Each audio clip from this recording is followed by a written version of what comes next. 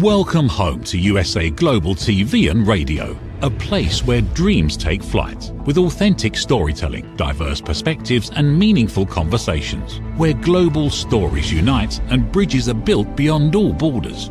Discover world-class education, entertainment, hope and inspiration. Together, we're building bridges worldwide. Subscribe to our channel, USA Global TV. Download our app, USA Global TV. Be our guest or join our team. Visit usaglobaltv.com. Thanks to our founder and executive producer, Dr. Jacalyn Kerbeck. Music score by Yeffy Tang from Cloud Road Music.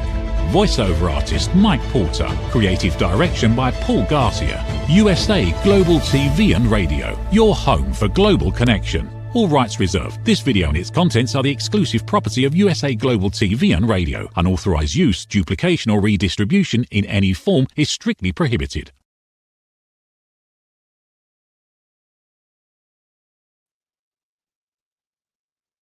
Happy Tuesday and happy show to everybody. Welcome to Royally Confidential.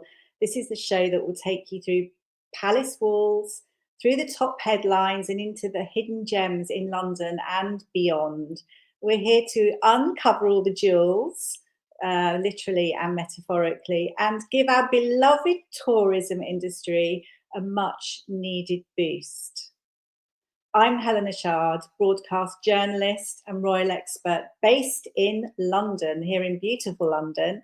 And today's episode is a right royal spring into summer, and can't wait to share the cultural delights and all the charming quirks of London. And now, joining us live from the US, my fabulous co-host, award-winning author, humanitarian and creative spark, Diane Floyd Bame.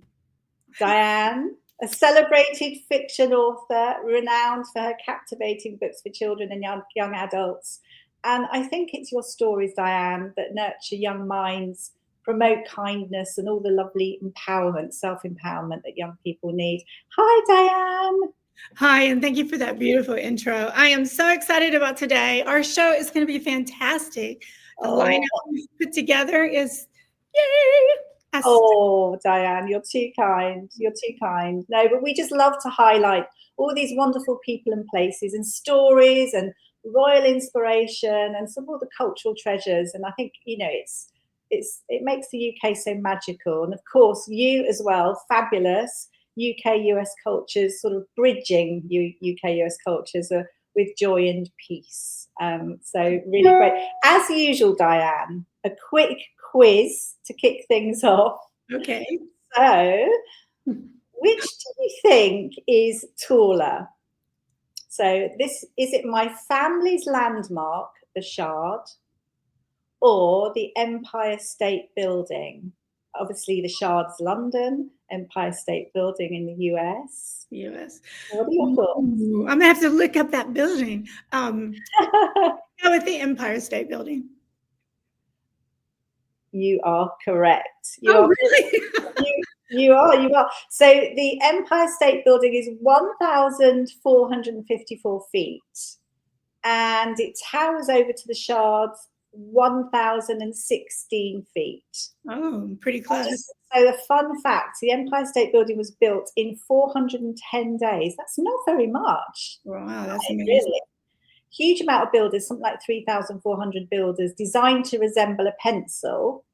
Mm-hmm. I don't see the Shard. It's a 72-story glass masterpiece, like a Shard of glass, and it's offices, restaurants, the beautiful Shangri-La Hotel, and the panoramic 360 degrees sort of views over London. So there we go. Well done. Congratulations. We're going to have to start giving out prizes, I think, here.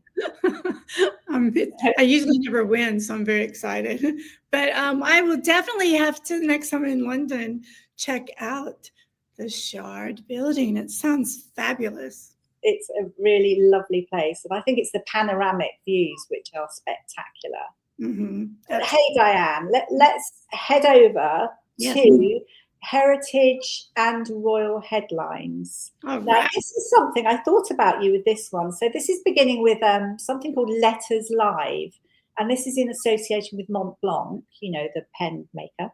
And it's a celebration of the written word. Oh. And it's this unique event which celebrates letter writing, and it's all about connecting people, places and stories, which is what we're all about. And it encourages people to sort of connect, inspire, transform lives. And the main thing is there's a new aspect to this, which is called Dear London. Oh, nice. And this Dear London bit, because normally they host this at the Royal Albert Hall, where we have famous people that read out these wonderful letters written by historical figures. But this thing, which I think is really fantastic, it's a special initiative. So people will write about everything that they absolutely love about London. And it's sharing thoughts, experiences. So you may have fallen in love with someone in London, or it could be a cafe, a bridge, one of our wonderful royal parks, sort of giving the whole essence of London and all the people. And I think it's sort of like really highlights diversity and creativity. And imagine that in years to come as well, to see all these wonderful letters. So how to take part, it's dearlondon@letterslive.com, 500 words, anyone around the world can join. You have to send it in by midnight, 19th of September. And you're just given all these wonderful things if you win, or you're picked out. Your poem, your letter will be read out by somebody famous. I don't know who at the moment. And there's drinks receptions, it's printed in the Times, there's lots of things going on. But isn't this something that interests you, Diane, with the whole history and just little tips that give you, I don't know, creativity to write your wonderful books? I love it. People need to do this in other places. There's so much to see and do in London, and that was a clever idea to come up with. So I think I'm going to be writing a letter. I think so. I think it would be really lovely. And I had a list of all the people that are going to be on stage, but I haven't got it now. But anyway, I'm moving over as well to Princess Catherine. She has recently been curating a little exhibition at the V&A called Makers and Creators. And it's similar really to the letter thing in a way, but takes in the past, the reflections of the present, and bridges the future. So it's this whole idea that she's selected 9 incredible pieces from the V&A East Storehouse, which actually is in the Queen Elizabeth Park. And these pieces have been picked out from 500,000 objects. And it celebrates the timeless role of craftsmanship, inspiring and shaping culture. We've actually got a clip that I'd like to show. And just remembering as well, she obviously studied at St Andrews in Scotland. And the whole thing is it's connecting our rich past to the present, and really honouring everyone that's built all these wonderful things in our culture. Let's have a look.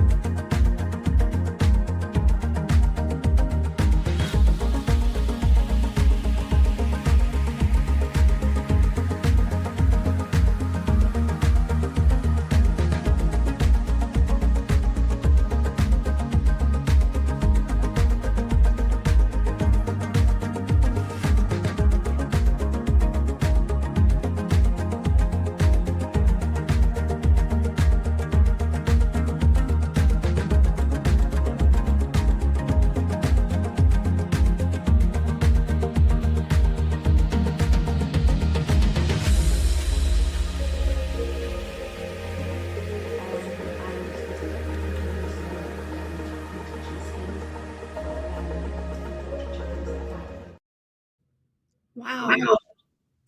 That is amazing.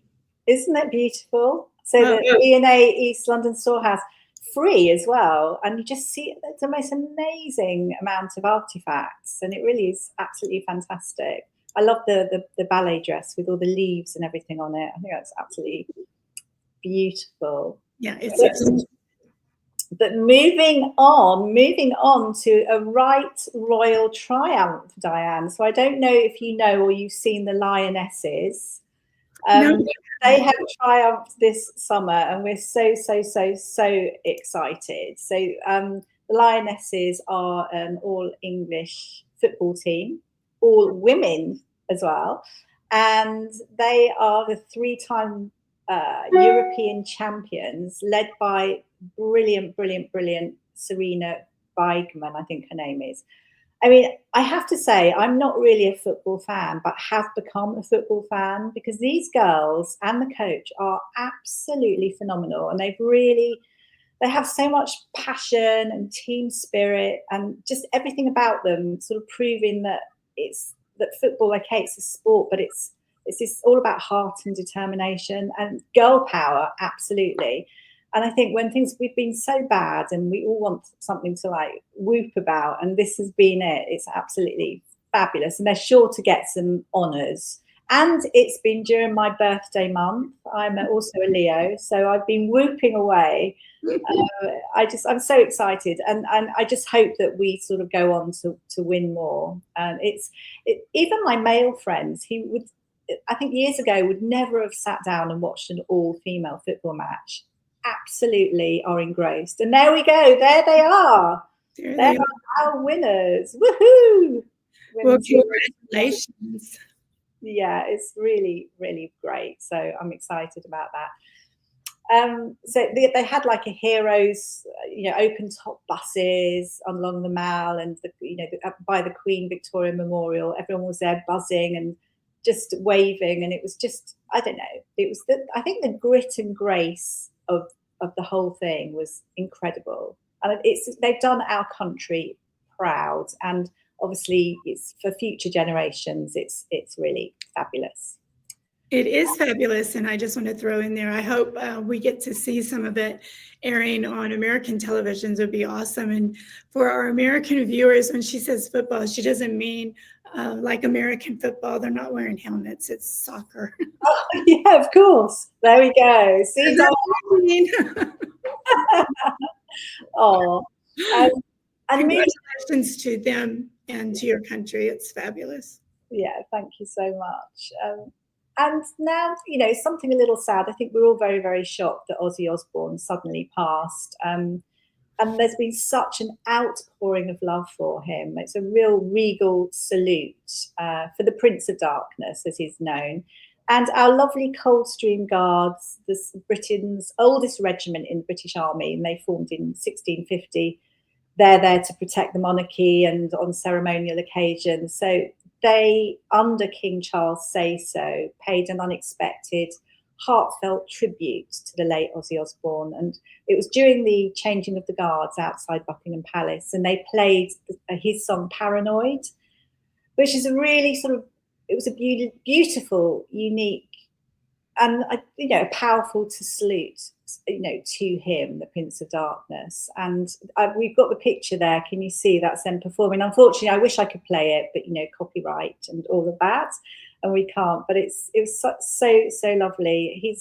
I didn't realize he was here for so long. I know he was in LA for 20 years, and he's got his Hollywood star and everything. And he was in Chalfont St Giles, I think, and fans left flowers and loads of things, guitars, near the lake where he was buried. A truly loved legend. What did you think, Diane? I was surprised. I don't know why I was so surprised, but people asked. But no, we knew he wasn't doing well because his wife Sharon would keep us sort of updated. But it's always still shocking when someone great, and he is great. He's done so much to the music world, and you don't hear as much, but he's a humanitarian in his own right. And So my hats are off to him. And I have a feeling he's starting a new band up there in heaven. I can just see that jamming. I love that idea. But, you know, my thoughts are with his family and poor Sharon at this moment. Yeah. So we're going to move on to a royal toast. And this is for our very hardworking Princess Anne.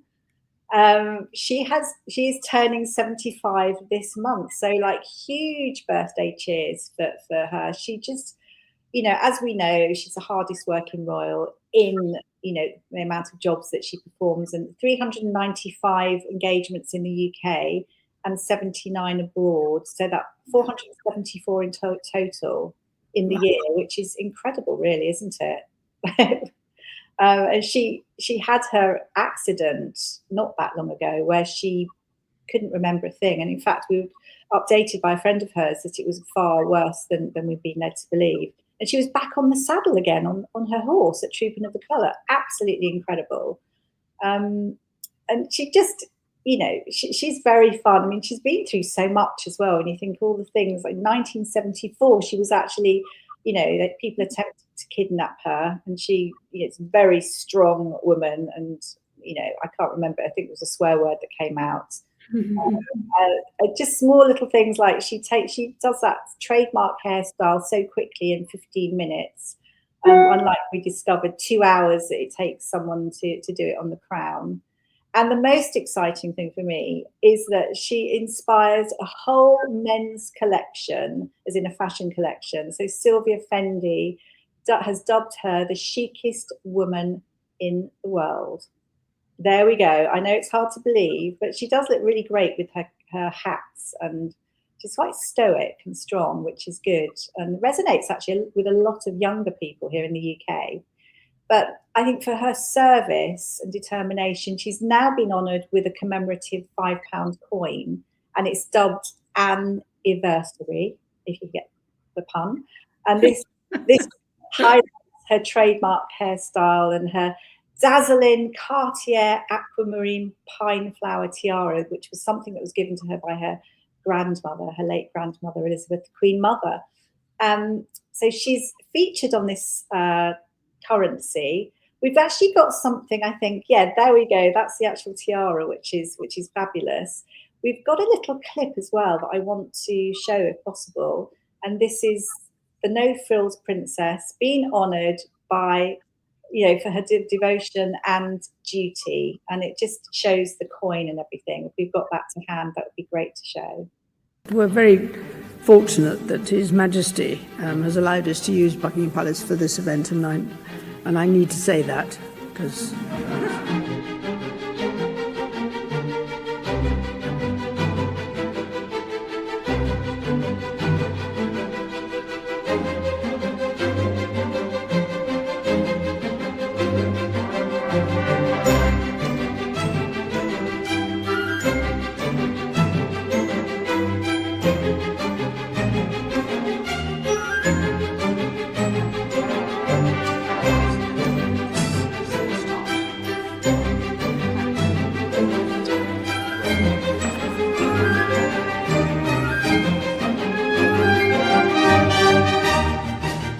Often referred to as one of the hardest working members of the royal family, and as somebody who undertakes around 500 engagements a year, is a patron of over 300 charities. I think it's about time that she was honoured on a UK coin.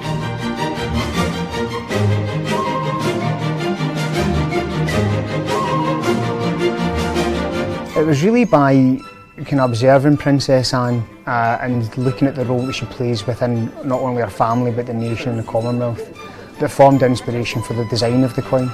She has I would say a kind of understated elegance and strength, and that was really what I wanted to capture in the design.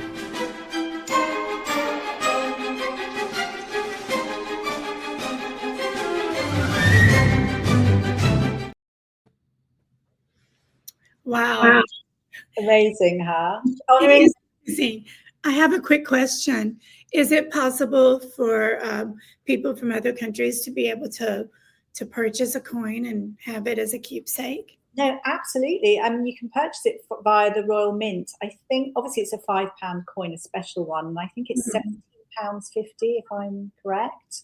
But I'm pretty sure, yeah. Just contact the Royal Mint. I have a sneaky feeling there's a gold version too, which is a bit more special and more expensive. But I think that's great. You know, she's a very simple person. In fact, she doesn't like a big hoo-ha. And it's the one thing that her and her brother, King Charles, agreed on. So she helped towards produce it. And she felt it was okay. But that's it. There's nothing else. She doesn't want any more, you know, fanfare. So there we go. It's interesting because obviously that tiara as well, talking of sparkle and splendour, Cartier is on at the V&A, which is absolutely, and there we go. That's the special tiara that she wears on occasion, which was given to her by her grandmother. George VI bought it for the late Queen Mother, and she didn't really wear it, so it was a really lovely treat. And she's tweaked it a bit, so it's not as it was. I think she took some of the gems out and made brooches and earrings. But anyway, this Cartier exhibition, oh my goodness, Diane, diamonds and twinkles. Honestly, my mum called me a magpie when I was pretty much born, and I've always been fascinated about anything that sparkles. You know, and I covet it and love it, and still now I love looking at the jewels. I mean, I don't have that many diamonds, I have to say, but you know, I just love anything that sparkles. So it's a real must see. It's showcasing nearly 30 years of product. Yeah, over 350 glittering sort of masterpieces, tiaras, absolutely fabulous. And I think that one thing that stood out to me is the Manchester tiara. I think we've got a picture of that as well. Manchester tiara. We've shown the Princess Anne's aquamarine pine flower tiara, but what was interesting about the Manchester one is it was given by lieu of inheritance tax, and it ended up in the V&A Museum.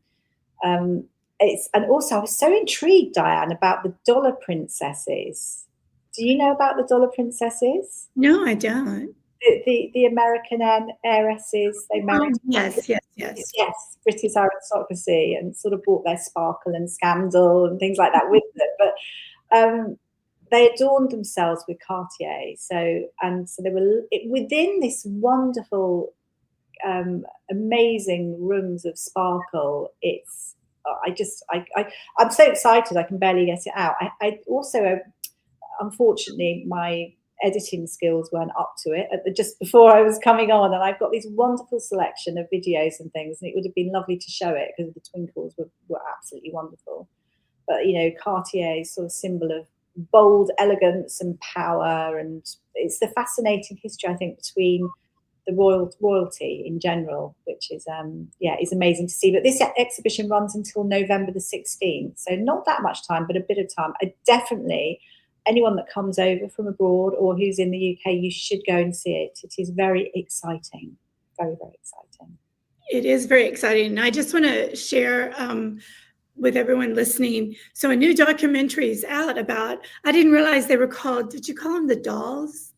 So what you refer to the women as dolls? The dollar princesses, princesses, American heiresses. Anyway, for everyone listening, the documentary is about those women in the Gilded Age, and I just started it. It's really phenomenal, and it's shocking to hear.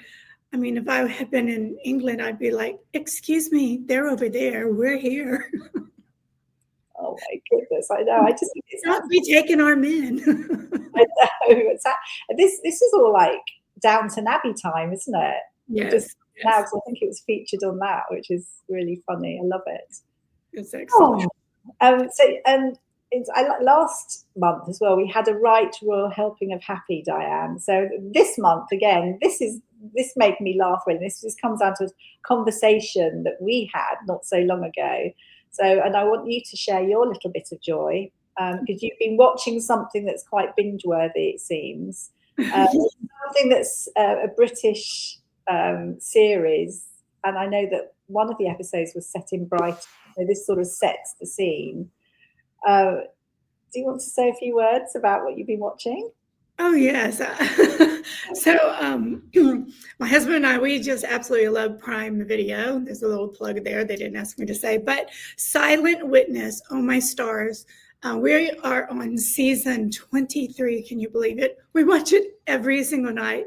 We have to watch a happy show afterwards. But I tell you, those writers are phenomenal. And I get to see all these different places in England. But Brighton, the beach there, I was like, what? I've been to England so many times and I didn't know about this place. So please do tell Helena about how great this beach is. But just to say that I love the fact that you love Silent Witness, and it is brilliant. And your season 23 actually season, I think there's 28 seasons, so you've got a bit of time to go. I know, but I have to quit getting rid of my people. I know they do, but Amelia Fox is still in it. And yes, she is. She's great. But they better not get rid of Jack. I know. I know. Hunky Jack. Yes, Hunky Jack. He's gorgeous. I think he's in it. He's very good, isn't he? So they're all forensic pathologists. And there is another season coming out in 2026. So I thought I'd mention that. So you keep watching. Well, I hope they bring Clarissa back, because as an actress, she's phenomenal. As a human being, she is an inspiration to people around the world. She's my favorite character. She is. That's Liz Carr, I think her name. Yeah, Clarissa. She's brilliant. She's brilliant. So Brighton. So Royal Seaside Retreats and Curious Finds in Brighton. So basically, it's known as London by the Sea. There we go. That's a lovely picture. That's the old pier, because the pier actually burnt down, but it's there sort of in the background, and it's always a sort of landmark there.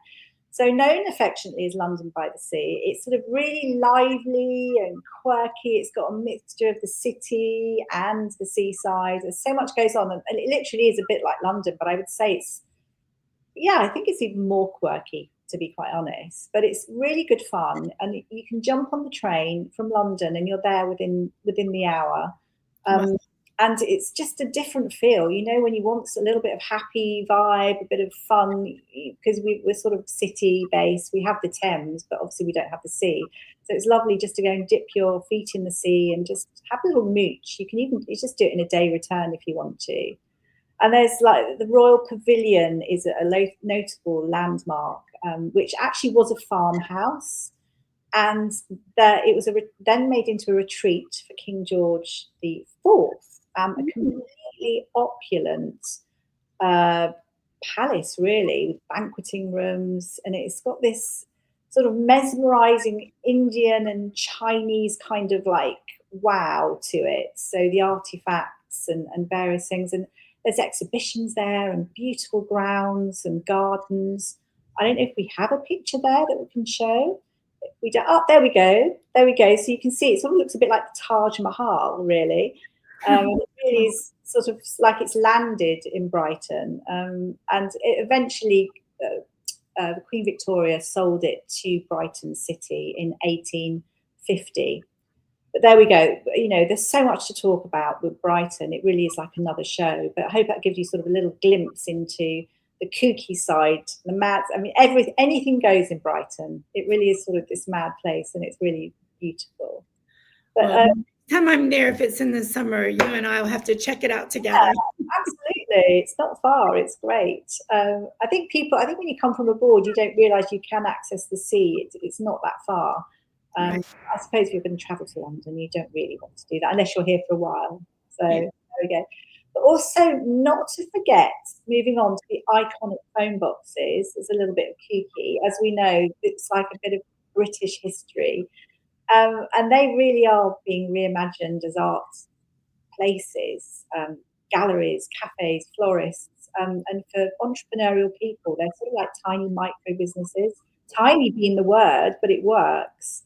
So these red telephone boxes, they are known to go at auction for something like up to 35,000 for the size of them. It's quite a lot, but it is British history.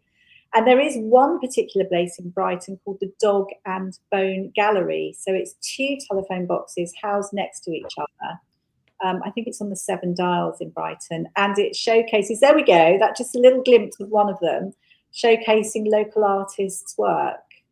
And obviously, it's quite wow when you think, these phone boxes are made into like cafes and I don't know, libraries, and even, I'm trying to think now, what have I seen? Different ones. Have you seen them before, Diane? Have you seen these?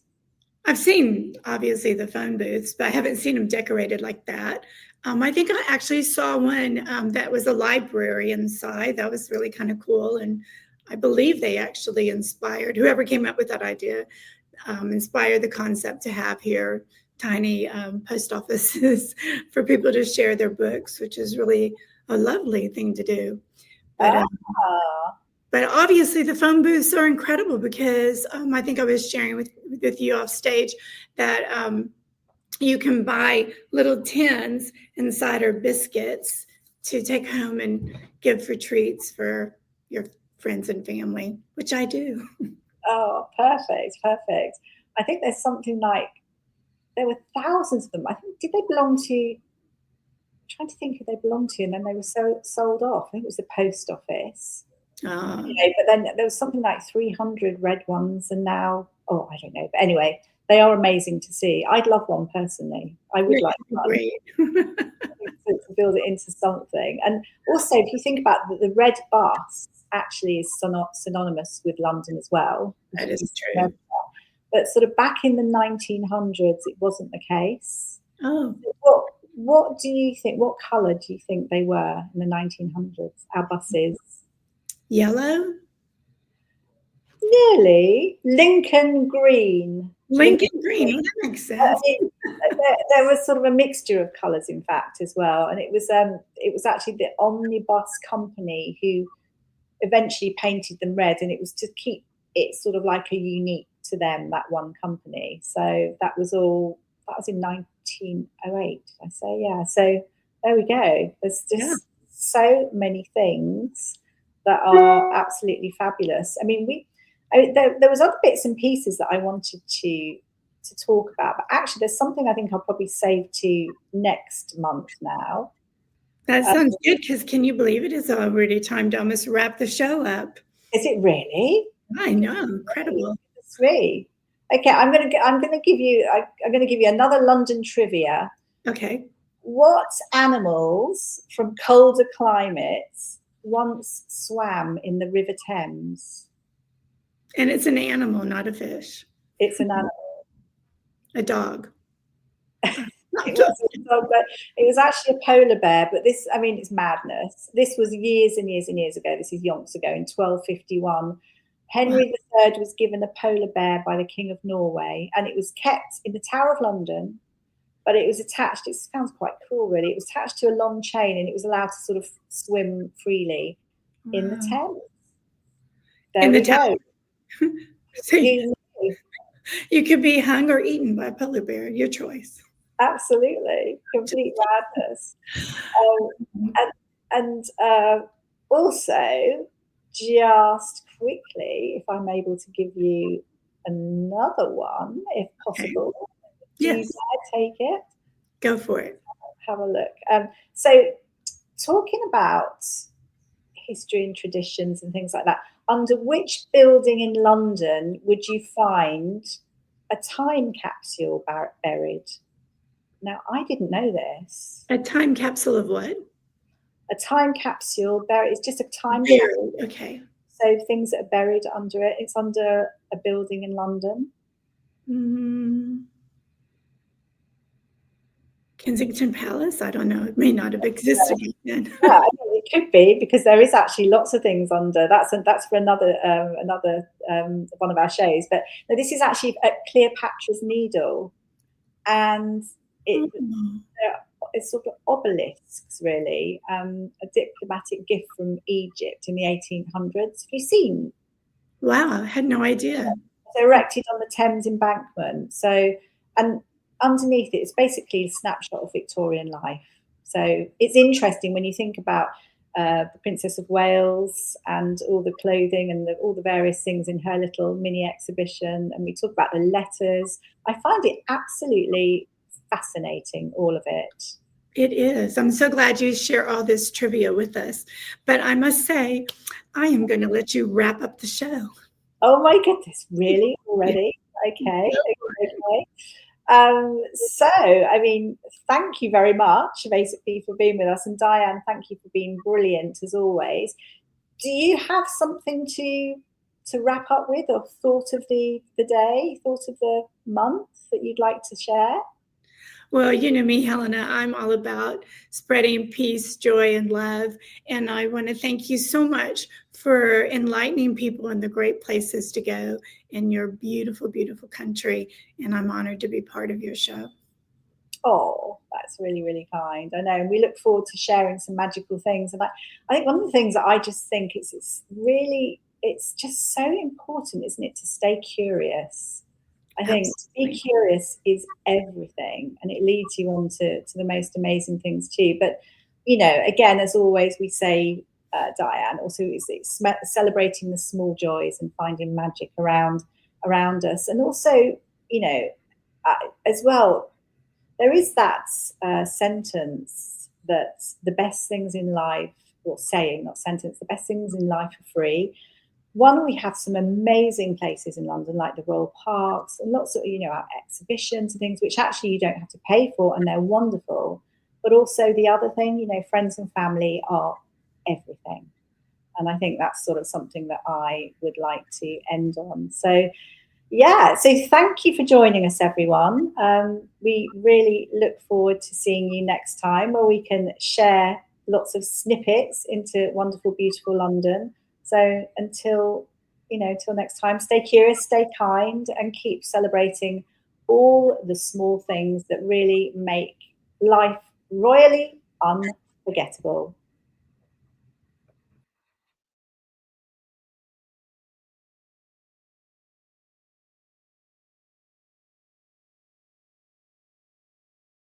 Thank you, viewers and listeners of USA Global TV and Radio, for joining us today.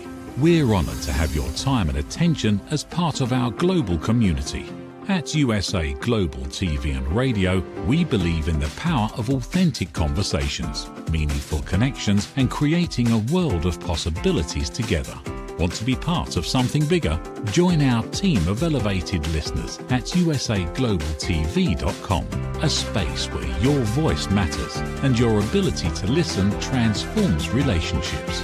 Stay connected with us across all our platforms for thought-provoking discussions, expert insights, and empowering stories.